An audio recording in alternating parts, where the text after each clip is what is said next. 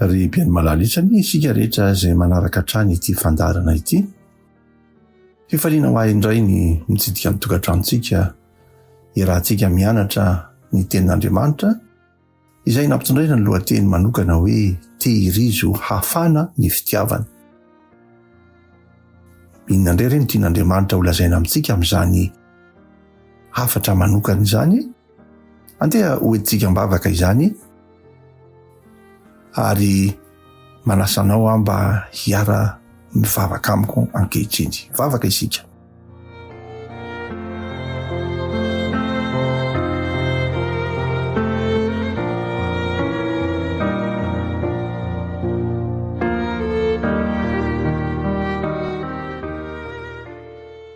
Tompo Andriamanitra misaotranao indray noho ny tompontsoa izay omenao anay ka afaka hianatra ny teninao izahay. Mangataka anao mba hamindra fo sy hamela ny elokay rehetra ka ny teninao dia hitondra aim-panahy, hitondra herim-panahy, hanova ny fonay rehetra. Satria tononona sy angatana amin'ny anaranao Jesosy mivavaka izany. Amen.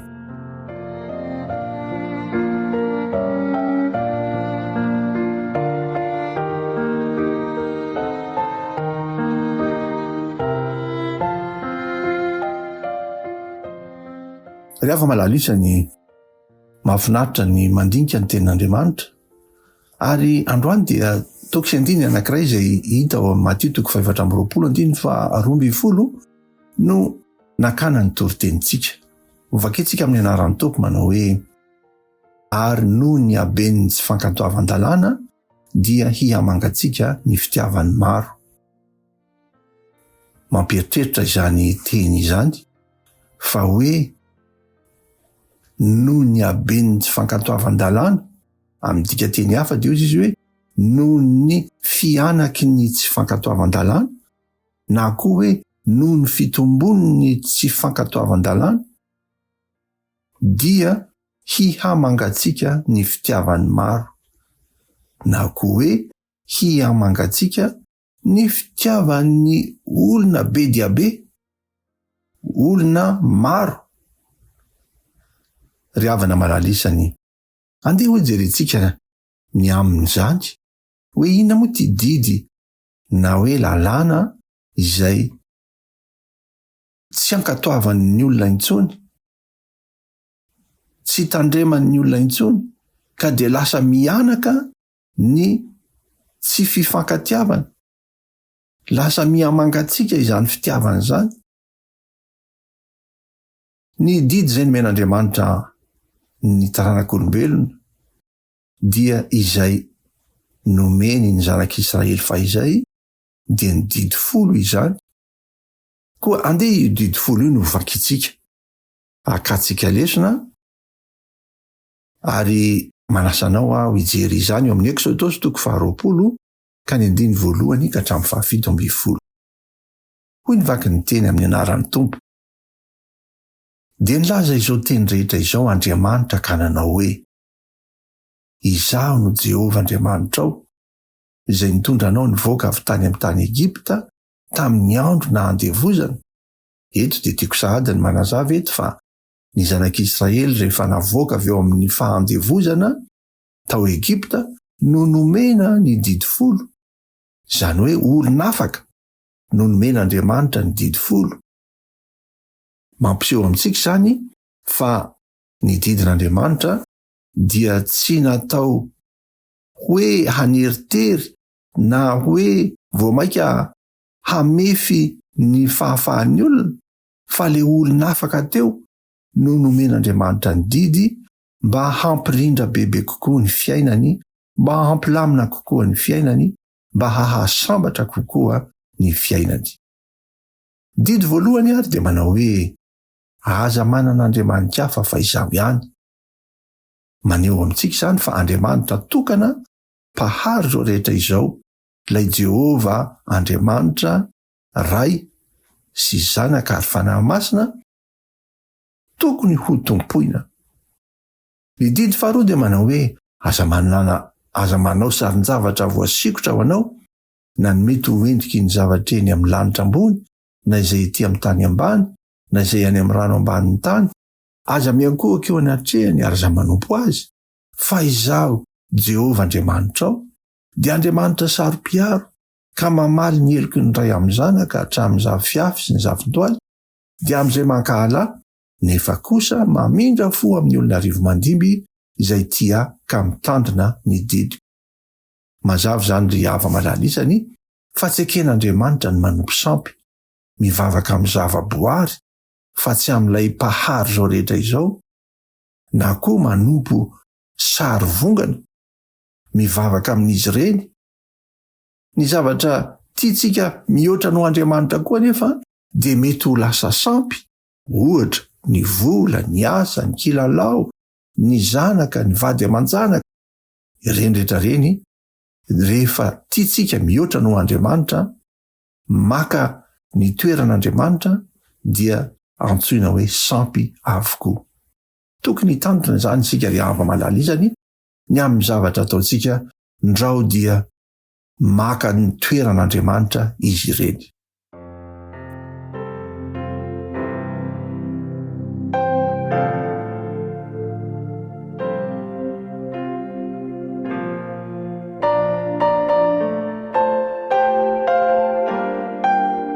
Ny didy fahatelo dia manao hoe aza manononona foana ny anaran'i Jehovah Andriamanitra ao fa tsy ataon'i Jehovah ho tsy manan-tsiny izay manononona foana ny anarany. Izany didy izany dia manambara fa ny fanomezam-boninahitra an'Andriamanitra dia atao ampanajana, tsy ampiasaina ho fiozonana na fanozonana ny anaran'Andriamanitra. Rehefa mivavaka amin'Andriamanitra dia tokony mifanaraka koa ny teny sy ny asa. Milaza ho mpivavaka ny olona indraindray kanefa ny fomba fiainany tsy mifanaraka amin'izany akory. Izany koa ry hava malalisany dia azo lazaina hoe manononona foana ny anaran'Andriamanitra. Ny didy fahaefatra dia manao hoe matserova ny andro sabata hanamasina azy. Enemana no miasanao sy anaovanao ny rahanao rehetra fa sabatan'i Jehovah Andriamanitra ao ny andro fahafito. Ko aza manao raharaha akory ianao amin'izany, na ny zanakao lahy, na ny zanakao vavy, na ny ankizy lahinao, na ny ankizy vavinao, na ny biby fiompinao, na ny vahininao izay tafiditra mba havadinao, fa enemana ny nanaovan'i Jehovah ny lanitra sy ny tany sy ny ranomasina mba amin'izay rehetra ao aminy, dia nitsahatra izy tamin'ny andro fahafito. Izany no nita iny Jehovah ny andro sabata sy ny nanamasinany azy. Mbola hodinitsika lalindalina kokoa ny momba ity sabata ity amin'ny fotoana manaraka, fa eto dia tiako hotsindriana amintsika ny hoe io sabata io dia voambary eto fa any Jehovah, sabata ny Jehovah Andriamanitra ao. Tsy an'ny jiosy, tsy anna foko anankiray na antokom-pivavahana anankiray, fa any Jehovah lay sabata. Tokony ho tandremana ozy, mahatserova ny andro sabata hanamasina azy. Ny didy fahadimy dia mahakasika ny fanajantsika ny ray aman-dreny. Manajany rainao sy ny reninao mba ho maro andro ianao ao amin'ny tany izay omeny Jehovah Andriamanitra ho anao. Sarobidy tokoa izany didy izany satria mampirisika antsika hanaja ireo ray aman-dreny. Didy misy teny fikasana izany. Ny mampieritreritra nefa fa aty amin'ny faran'izao tantaran'izao tontolo izao dia ambaran'ny ten'Andriamanitra amin'ny Timoty faharoa toko 7:1 manao hoe any amparany any ny olona dia tsy manora isy ireny. Hay izany miamihena ny fitiavana andray aman-dreny, tsy mankatoan'izy ireny, famantarana ho antsika amin'izao andro faran'izao izany. Koa dia mampirisika antsika ry mpiaino manjaina isany hajao ireny ray aman-dreny ireny. Na ray aman-dreny niteraka ara-nofo io, na ray aman-dreny ara-panahy io, mpitondra fivavahana, na ray aman-dreny ara-panjakana io, hajao izy ireny. Fa ny teny fikasan'Andriamanitra dia manao hoe ho maro andro ianao ao amin'ny tany izay omeny Jehovah Andriamanitra ao ho anao.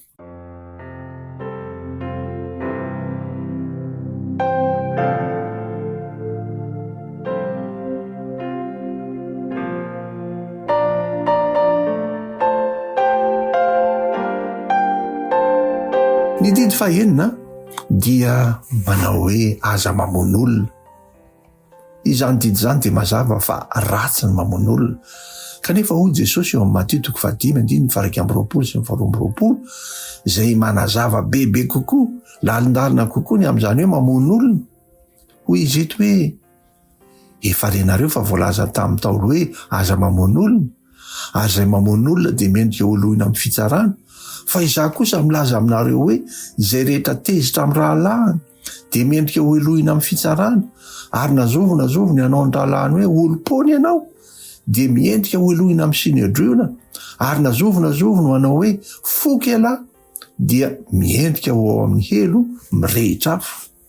Mazava zany ribeny malalisany fa tsy ilay mamono mivantana iny ihany no lazaina fa mamono olona, fa mamono olona koa rehefa manao teny ratsy, manao tsinitsinina ny hafa, teny mamingavinga, teny tsy voahevitra. Hoy ny obolana 2:12 manao hoe misy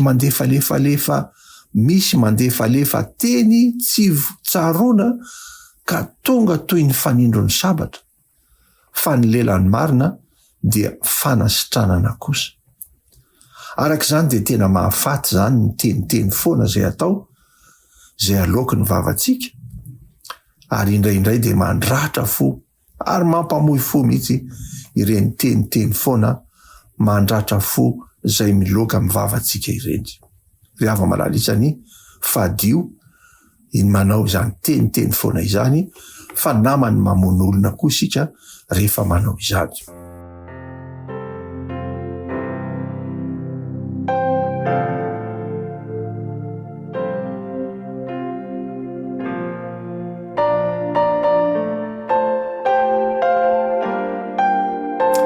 Didy fahafito dia manao hoe aza mijangajanga.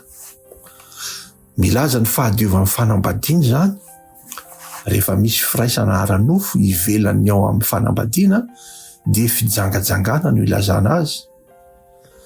Jesosy anefa dia manazava lalindalina kokoa fa hoy izy hoe ao Matteo 5:17-18 efa renareo fa voalaza hoe aza mijangajanga, fa izaho kosa milaza aminareo fa izay rehetra mijery vehivavy hila azy dia efa nijangajanga tamin'ny tampony sahady. Ry hava malalisany ny faniriana lalina ao am-po tianao firaisana amin'ny olona anankiray zany, fa ny fotoana na ny amin'ny teny frantsay hoe occasion tsy nisy dia efa nijangajanga ilay olona. Mampieritreritra izany ary tokony hitandrina ny amin'izany isika rehetra. Didy fahavalo, aza mangalatra. Rehefa tsy anao ka alainao ho an'ny tenanao, ho fanananao, dia mangalatra no heviny. Miseho koa ny fangalanana rehefa manova na mandiso ny marina isika. Ohatra, mangala danja, mangala tsoni, manao taratasy osoka, izany rehetrarehetra zany dia azo lazaina koa hoe mangalatra. Aoka hitandrina ny amin'izany koa isika ry mpiaino malalisany.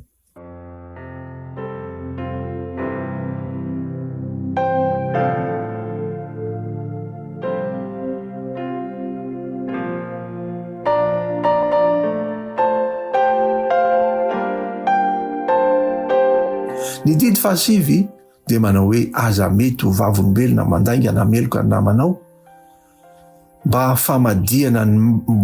ho famadiana ny marina na fanafahana ny meloka, dia mitaona ny olona hanao vavolombelona mandainga. Nefa mety tsy nahita na nanaty maso akory ilay olona, na nandrena na hatsapa izay zavatra nitranga, dia mijoro ho vavolombelona mandainga mamadika ny marina. Tsy tian'Andriamanitra koa isika raha hanao izany fanandramana izany.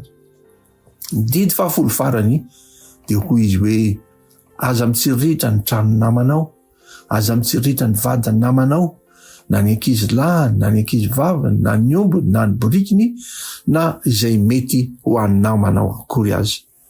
Ny fitsiriritana na faniriana ny zavatry ny hafa ho an'ny tena no mitarika ho any amin'ny fangalarana sy ny famonoan'olona ary ny fijangajangana matetika.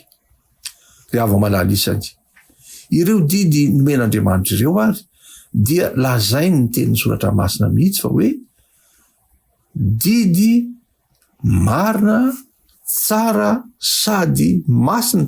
Izany ny voalaza ao amin'ny Romanina 7 zay ambarany mazava mihitsy fa hoe ny didin'Andriamanitra dia sady marina no tsara no masina izany didy izany. Ry ava-malalisany, tokony ho tandremana ny didy, tena tokony ho tandremana ny didin'Andriamanitra, fa mbola ho jerentsika amin'ny fotoana manaraka fa na tsy maintsy ho tandremana azy ny didin'Andriamanitra dia tsy io no nataon'Andriamanitra ho loha ranom-pamonjena ho antsika, tsy ilay didy folo no mahavonjy antsika fa lay zanak'Andriamanitra Jesosy, lay zanany lahatokana. Zay voalaza amin'ny Jaona 4:7 manao hoe fa toy izao ny nitiavan'Andriamanitra n'izao tontolo izao, nomeny ny zanany lahatokana mba tsy ho very zay rehetra mino azy fa hanana fiainana mandrakizay. Ry ava-malalisany, izany ny zavatra tadiavin'Andriamanitra amintsika dia ny inontsika n'lay zanany lahatokana zay loha ranom-pamonjena ho an'izao tontolo izao. Ary io zanany io ihany no miteny ao amin'ny Jaona 4:12 manao hoe raha tia ianareo dia tandremo ny didiko.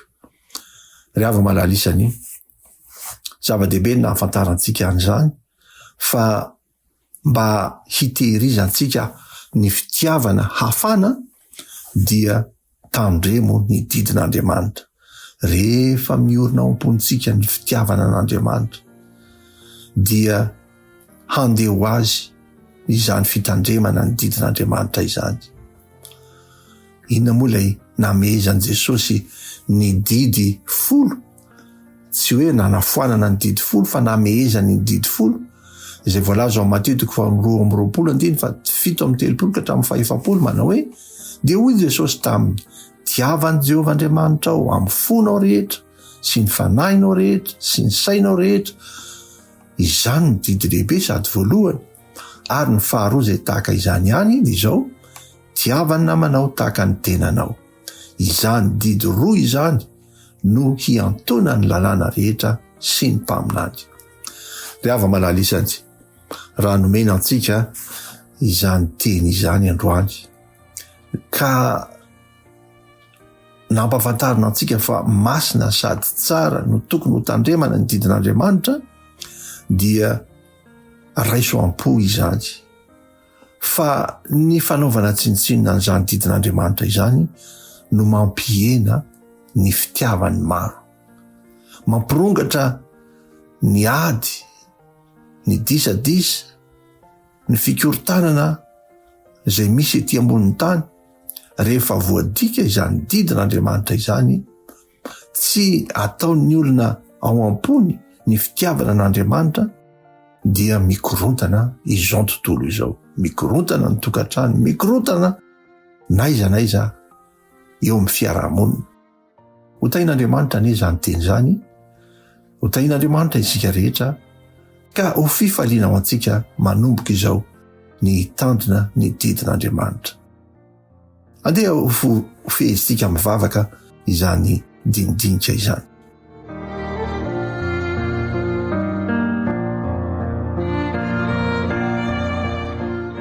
Sotranao zay Andriamanitra no ny teninao zay mampatsiaro anay androany, ny asarobidiny ny didy izay nomenao, fa mitombo tokoa ny tsy fankatoavan-dalàna ankehitriny hany ka mihamanga antsika ny fitiavany maro.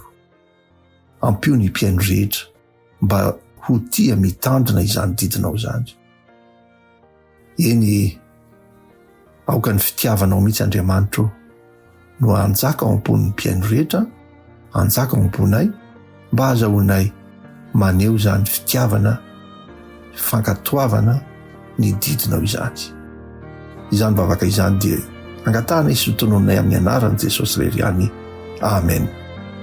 Dia misaotra antsika rehetra indray ry malalisany nanaraka ny dinidinikantsika androany, fa mbola ho toizantsika manaraka ny mahakasika an'ity fahalehibiazan'ny fitandremana ny didin'Andriamanitra ity, ary manasantsika mba hanapaharetana hanaraka izao fandarana izao.